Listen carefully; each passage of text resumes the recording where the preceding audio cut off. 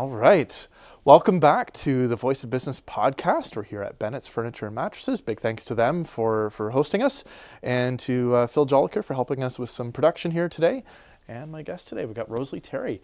You've got a few different titles and things to go with you, but you're manager at the Business Advisory Center at Community Futures. You do some teaching at Fleming, and you're the co-founder of 100 Women. Yes, right? Okay. yes, and the owner of Nectar Co.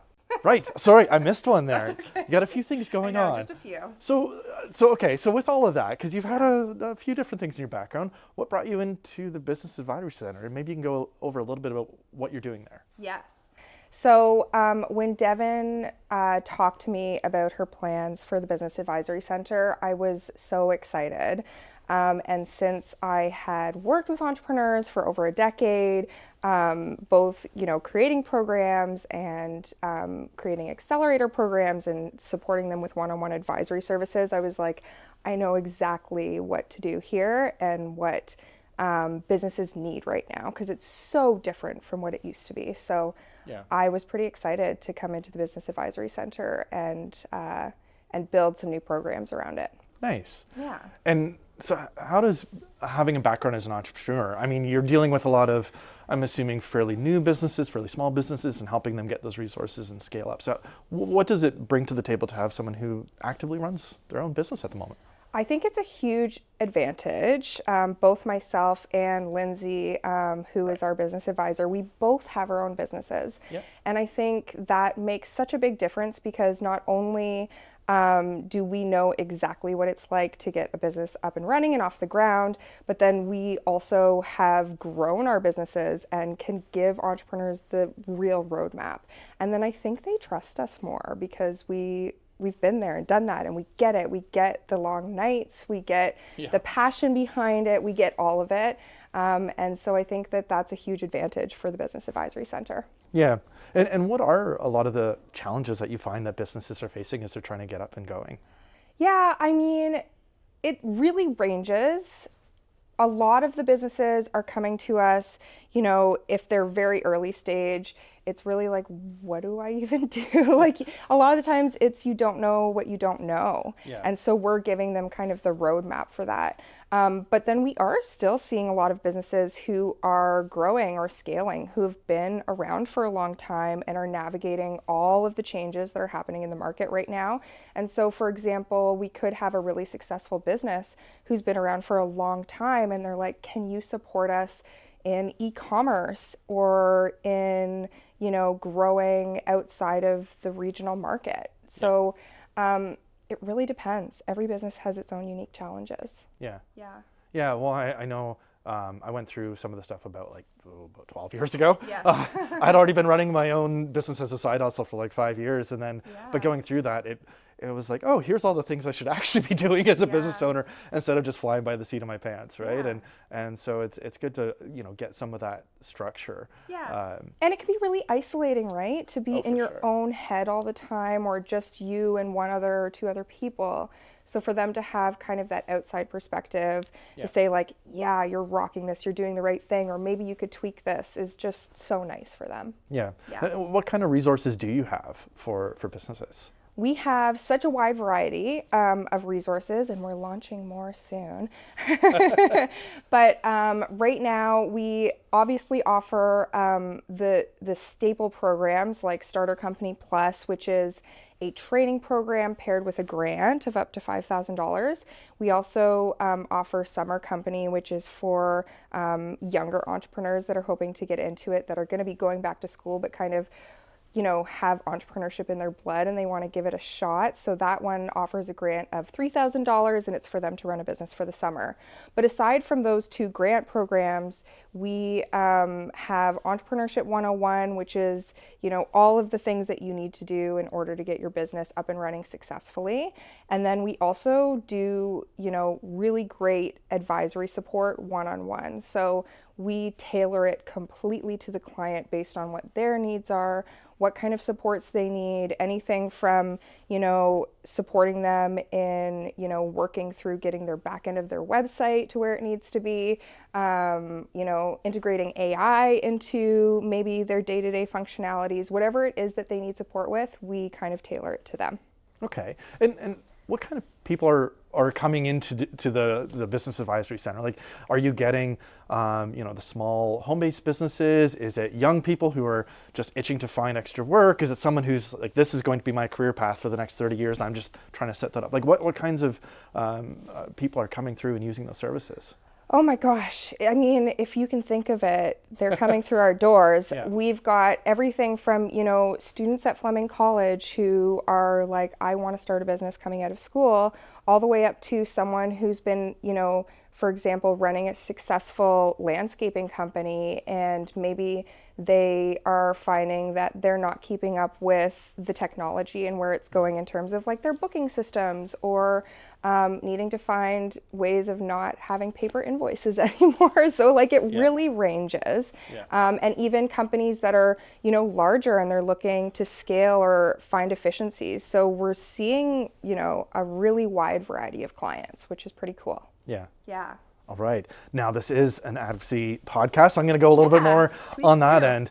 And, starting up or scaling up or whatever it is with business can get really complicated very quickly. Yeah, totally. And what are some areas, we call it red tape, call it bureaucracy, whatever you want, things that just seem to frustrate and hold back businesses from doing what it is they do best or enjoy best? What are the things that you find that they're running up against? Yeah.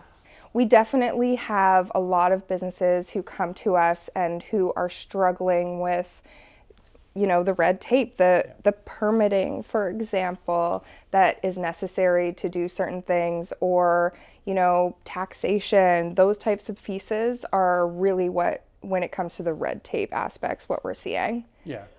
For our businesses. Is that what you tend to see for your businesses too? Yeah, sometimes too, it's all the insurance compliances and stuff like that. And like if you're running a store and you only have 5 or 6 part-time employees, all those different things that come with just overseeing that can be overwhelming for a lot of people. Sure. And that's where some of those questions come up too, like what do I do, on this end, or how do I comply with this? Or somebody just came in and scared me because they did an inspection and I didn't even know I was supposed to be aware of this, but now I'm very much aware of it, right? Yeah. So no, it can be quite overwhelming. It's tricky. Yeah, it's definitely a maze. So we do, try to hold their hand through it. And at least if we don't have the answers ourselves, because sometimes it's beyond our scope, it's just pointing them in the right direction to who to talk to, or opening the doors for them that maybe they can't open themselves. And what would be your typical intake process for someone? They walk through your door and like, is it a needs assessment, or where do you go? Yeah, I mean, usually we do an exploratory initial meeting with anyone who's coming to us. So essentially they're sitting down with us either in person or virtually, and we're kind of talking to them about where they're at right now, what kind of keeps them up at night, what's their biggest pain points, and then what are their dreams and aspirations, because you can't really give someone support and advice unless you know like where their like pie in the sky goal is. Yeah.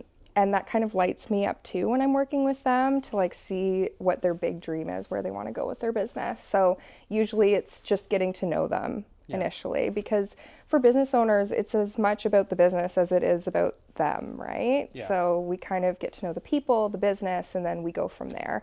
And once we have kind of a needs assessment done, then we are able to point them in the right direction for where their next steps are. Yeah, they're usually following a passion and not necessarily figuring I'm going to make a whole lot of money off of this right off the start, right? Yeah. So now what areas do you find that there are a lot of opportunities for growth? What are some emerging areas for new businesses to think, oh, I never even thought about that, but that is going to be something over the next few years? Yeah, I mean, I might be biased. I think that in terms of growth for a lot of the businesses we work with is really working on the marketing, branding piece, and that is going to support them in seeing a lot of growth in their business. Yeah. But we also are working with them in terms of expanding their e-commerce, expanding beyond, the regional borders, or even, outside of Canada, right?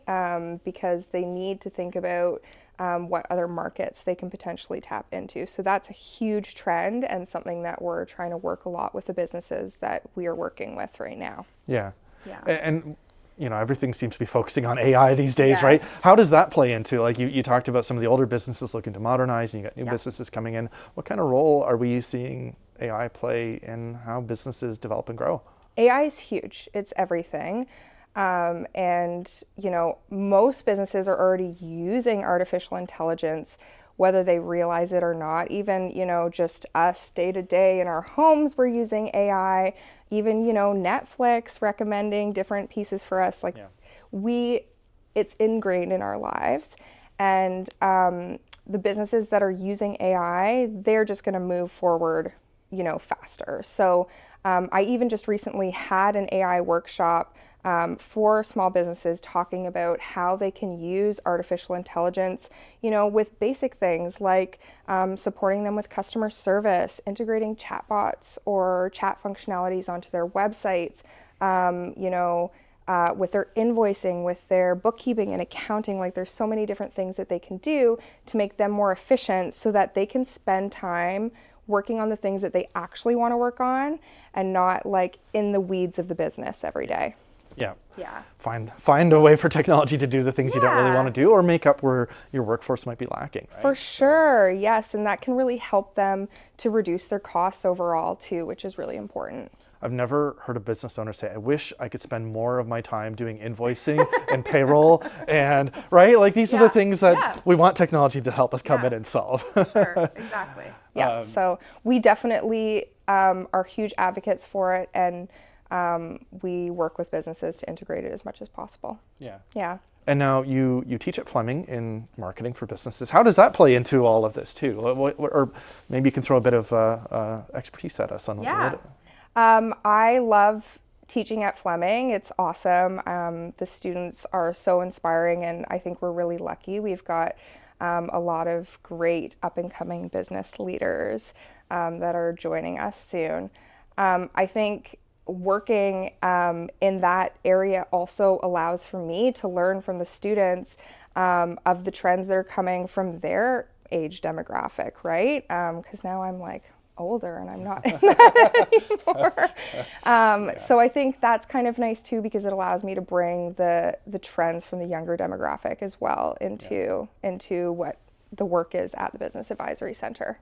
Yeah, I've done a little bit of work with some of the business school stuff up at Trent, and what I just find is I love the optimism and enthusiasm. I tend to deal with older business owners who are maybe a little bit more pessimistic and dealing with the problems that they're dealing with of the day, right? Yeah. And I find it inspiring to engage with some of the students who just bring a new energy. Totally, yes, they have great energy, and they're brilliant, and they've got new ideas and new ways of seeing how things can work. And I think that they're going to change a lot of things in the world. So it's pretty cool. Yeah. Yeah. All right. Anything else coming up that we should touch on here today? I know we've been working closely as organizations for a long time, and we sort of fit different niches as far as the Chamber and Community Futures and now the Business Advisory Center over there. What's going on? Well, as you know, we've been working together a lot on putting together an event for businesses for helping them navigate the challenges of what it could potentially look like with the U.S. tariff situation. So we're excited that we're going to be working on that with you. Good. Yeah. Yes. All right. Yeah. Well, thanks so much for joining us. Thank you. Thank you for having me.